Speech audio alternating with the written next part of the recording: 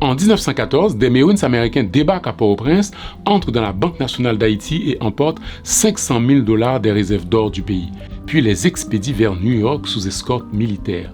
En quelques minutes, les États-Unis viennent de dépouiller Haïti de son trésor national. Comment cela a-t-il été possible? Qui a autorisé cette opération? Qu'a fait le gouvernement haïtien à ce moment-là? Quel a été le rôle des responsables de la banque dans le coup? Et surtout, l'État haïtien peut-il aujourd'hui récupérer cet or? Installez-vous, je vais vous raconter l'histoire du plus grand braquage d'État du XXe siècle en Haïti.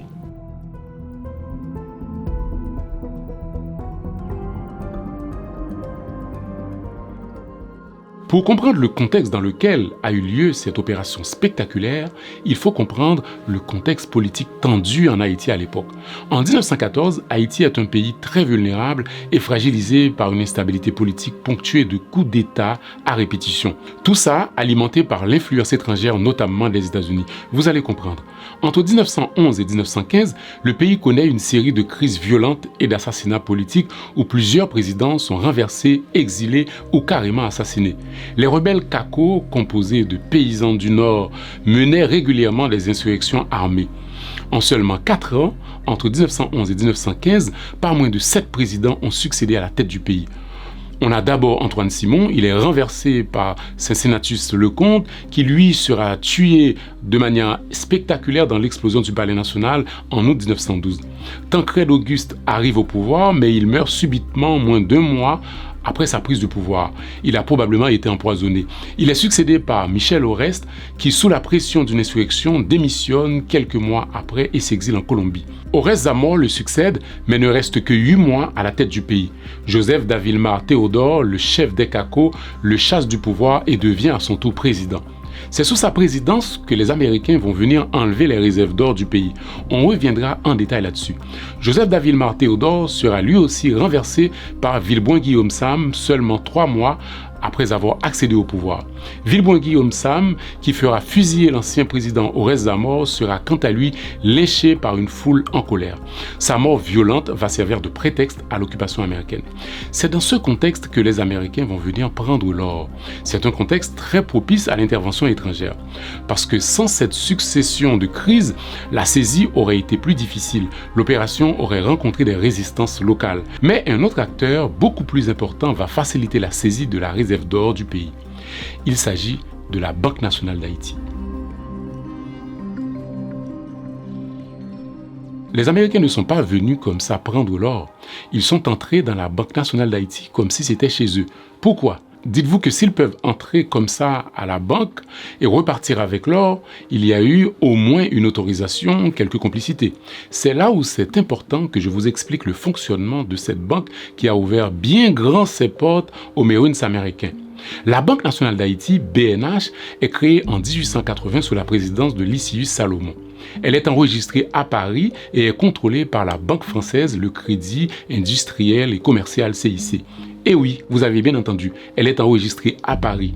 En réalité, cette banque n'était pas tout à fait une banque haïtienne à proprement parler, en dépit de son nom qui fait tout de suite penser à une institution haïtienne. Son président et ses directeurs étaient tous des Français. Toutes les décisions importantes concernant son fonctionnement étaient prises à Paris au siège du CIC. Ces bénéfices étaient régulièrement envoyés en France. Les banquiers français du CIC prennent le contrôle des finances publiques du pays, captent une portion considérable des recettes fiscales et prélèvent près de la moitié des taxes au profit des créanciers étrangers. Le rôle de la BNH consistait notamment à administrer le remboursement de la dette imposée à Haïti par la France après l'indépendance, les fameux 21 milliards de francs or que l'État haïtien devait encore payer dans le cadre de cette lourde indemnité exigée par l'ancienne puissance coloniale. Elle émet aussi des billets, gère les recettes de l'État et conserve les réserves d'or du pays. Déjà, vous pouvez remarquer un problème. Les réserves d'or qui font partie de la richesse souveraine du pays sont gardées par une institution contrôlée par des intérêts étrangers. En 1910, la banque est restructurée et transformée. On modifie légèrement son nom, passant de Banque nationale d'Haïti à Banque nationale de la République d'Haïti. Mais surtout, le changement le plus important, c'est qu'elle est désormais contrôlée par les banquiers américains de la National City Bank of New York. Les décisions sont prises non plus à Paris, mais à New York. Donc, Les Américains vont utiliser la banque pour alimenter l'instabilité politique en Haïti. L'objectif est de forcer le gouvernement haïtien à céder les ports et les douanes du pays à des fonctionnaires américains. Pourquoi les douanes haïtiennes étaient si importantes pour les Américains? À l'époque, les droits de douane représentaient la principale source de revenus de l'État haïtien. Contrôler les douanes signifiait pratiquement contrôler le budget national et la politique économique du pays. La Citibank et le gouvernement américain cherchaient à obtenir un contrôle direct sur les recettes douanières, des garanties pour les créanciers étrangers et une influence durable sur les finances haïtiennes. Le président Joseph Davilma Théodore refuse de céder aux exigences des Américains. En représailles, les banquiers new-yorkais qui contrôlaient la BNH bloquent l'accès du gouvernement haïtien à des fonds essentiels au fonctionnement de l'État, privant ainsi les autorités des ressources nécessaires pour payer les soldats, les fonctionnaires et maintenir l'administration du pays. C'est d'ailleurs ce qu'a déclaré Bailly Blanchard, un diplomate américain basé en Haïti, dans une lettre adressée au département d'État. Il écrit qu'en privant le gouvernement haïtien des moyens de fonctionnement, il sera dans l'impossibilité d'opérer et c'est précisément ce que la banque cherche. Car le gouvernement, face à une telle crise, sera forcé de demander l'assistance des États-Unis et que la supervision américaine des douanes en résulte. Étant donné que les finances publiques du pays sont bloquées, l'administration haïtienne est paralysée et les soulèvements gagnent le pays. Dans un système politique fragile, quand la paie des soldats est retardée, cela alimente les révoltes et les coups d'État. Et le président Davilma Théodore sera tout bonnement chassé du pouvoir par Villebroin Guillaume Sam, l'homme des Américains. Guillaume Sam était sur le point de céder le contrôle des douanes du pays aux Américains quand il s'est fait lyncher par la foule. Quand les Américains décident d'enlever les réserves d'or d'Haïti, toutes les conditions étaient donc réunies. Le pays est instable et fragile. Ils ont le contrôle de la banque dans laquelle se trouve le butin. Voici les détails de l'opération. En 1914, la Banque nationale d'Haïti se trouvait dans un bel immeuble colonial de 2 étages à l'angle de la rue des Miracles et de la rue du Quai au centre-ville de Port-au-Prince. La rue du Quai s'appelait à l'époque rue américaine. Oui, c'est pas une blague. L'endroit où s'est produit le coup porte à juste titre le nom approprié. Et la rue des Miracles s'appelait à l'époque rue Féroux. Féroux en référence à Laurent Féroux, officier de la Révolution haïtienne. Le 16 décembre 1914, plusieurs navires de guerre américains arrivent discrètement dans la baie de Port-au-Prince. Officiellement, leur présence s'inscrit dans un contexte de surveillance régionale. Mais en réalité, une opération soigneusement préparée est en cours. Ils viennent enlever les réserves d'or d'Haïti pour les transférer vers les États-Unis. Dès leur arrivée, les soldats américains se rendent à l'ambassade des États-Unis à Port-au-Prince pour affiner les derniers détails du plan. En collaboration avec le personnel de la Banque nationale d'Haïti, ils élaborent un plan précis pour retirer l'or conservé dans les coffres de la banque. Le lendemain, soit le 17 décembre, l'opération est mise à exécution. Les employés de la banque emballent eux-mêmes les réserves d'or. Un demi-million de dollars en or est réparti dans 17 caisses en bois. 15 contenant chacune 30 000 dollars et 2 autres 25 000 dollars. L'heure choisie pour l'opération n'est pas anodine. À 13 heures précises, moment où une grande partie de la population haïtienne est supposée déjeuner ou se reposer. Les rues de Port-au-Prince sont presque désertes. Ce choix de l'heure réduit considérablement les risques de réaction populaire. 8 Marines américains en civil, pour ne pas attirer l'attention, débarquent alors des navires. Armés de revolvers, ils traversent discrètement la place Geffrard et pénètrent dans la banque. Les caisses d'or sont rapidement chargées sur une charrette pour les ramener au navire. Tout au long du trajet entre la banque et le quai, d'autres Marines en civil sont positionnés à intervalles réguliers afin de sécuriser le parcours. Au port, un bateau à moteur attend, protégé par 25 Marines supplémentaires armés de fusils. Les navires américains restent en état d'alerte maximale, prêts à intervenir en cas de résistance, tandis que les mouvements des bateaux haïtiens aux alentours sont étroitement surveillés. Les caisses sont transférées rapidement de la charrette au bateau à moteur, puis de celui-ci à l'US Machias, un navire de guerre qui attendait un peu plus loin. L'ensemble de l'opération se déroule avec précision. En moins de 30 minutes, les 500 000 dollars en or ont quitté le territoire haïtien. À 14 heures, le navire US Machias lève l'ancre en direction de New York. 2 jours plus tard, il atteint le Navy Yard de New York où l'or est transporté par des soldats vers les coffres-forts d'une banque de Wall Street. En Haïti, la nouvelle s'est rapidement répandue et a suscité stupeur et indignation. Les quotidiens Le Nouvelliste et Le Matin parlent d'atteinte à la souveraineté nationale. C'est le moins qu'on puisse dire. Louis Borneau, qui était alors ministre des Affaires étrangères, dénonce un acte criminel perpétré en secret par les Américains. Le gouvernement haïtien dépêche en urgence des commissaires à la banque pour constater les dégâts. Mais les employés de la banque refusent d'ouvrir les coffres selon les ordres de leur supérieur hiérarchique à New York. Le directeur de la banque, Henri Desrues, est accusé de détournement de fonds publics par le gouvernement. Il est menacé d'emprisonnement. Paniqué, il écrit à ses supérieurs à New York pour demander leur protection. Le gouvernement haïtien engage des procédures judiciaires contre la banque, mais cela n'a rien donné. Plusieurs ministres sont convoqués au Parlement pour s'expliquer. L'ancien ministre Solon Menos envoie une lettre de protestation au département d'État américain.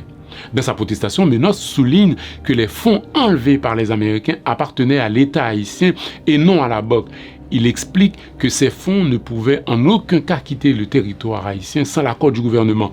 Il demande au département d'État de désavouer les agissements de la banque et d'ordonner immédiatement, le retour des fonds sur le territoire haïtien. La réponse du secrétaire d'État américain William Jennings Brand à Menos est à la fois surprenante et de mauvaise foi. Le secrétaire d'État affirme que la BNH était une banque privée, ce qui était vrai, et que l'or en question lui appartenait. Il prétend que plusieurs gouvernements révolutionnaires qui se sont succédés à la tête du pays avaient tenté de s'emparer de l'or, ce qui aurait obligé les administrateurs de la banque à le transférer dans un lieu où il serait non seulement en sécurité, mais pourrait également générer des intérêts. Selon lui, les intérêts américains étaient gravement menacés. L'argument de William Jennings Bryan est scandaleux et sert uniquement à masquer une spoliation, un vol. Affirmer que l'or appartenait à la BNH parce que celle-ci était une banque privée revient à justifier la confiscation des ressources d'un État souverain. La réalité est simple. Cet or provenait des finances publiques haïtiennes. Il faisait partie de la richesse nationale. Il soutenait la monnaie nationale et constituait une réserve stratégique essentielle au fonctionnement de l'État. Qu'une banque contrôlée par des intérêts français ou américains administre ces fonds ne transforme pas magiquement la richesse nationale haïtienne en propriété privée étrangère. Le secrétaire d'État américain inverse donc délibérément la logique. Il prétend protéger l'or contre les Haïtiens eux-mêmes, comme si le peuple et l'État haïtien représentaient une menace pour leurs propres ressources, tandis que Wall Street et les Marines américains seraient les véritables garants de la sécurité.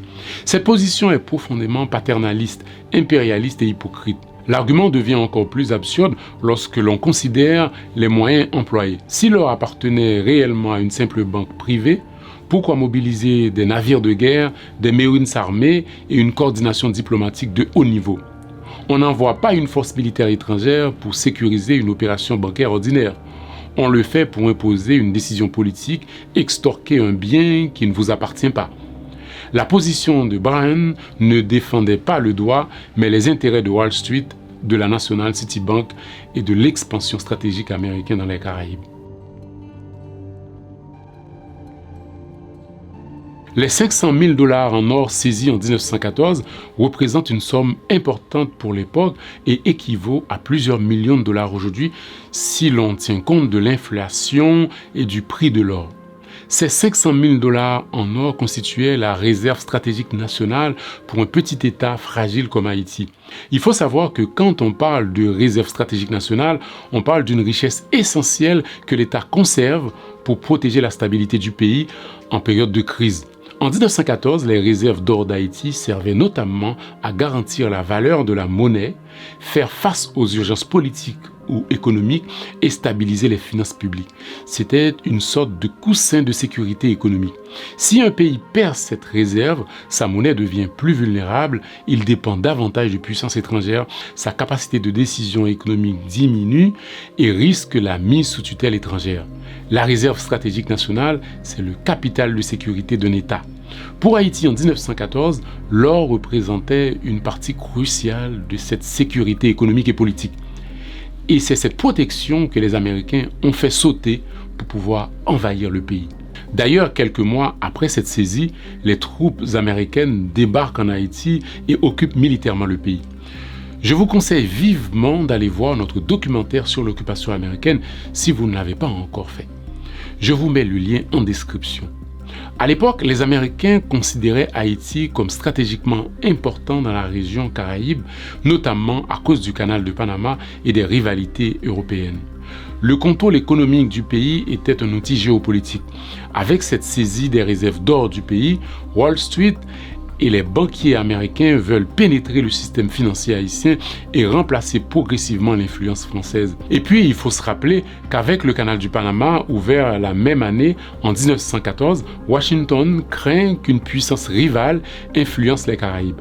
Parce qu'à l'époque, l'Allemagne avait non seulement des intérêts économiques dans la Caraïbe, mais avait aussi une forte influence diplomatique dans la région.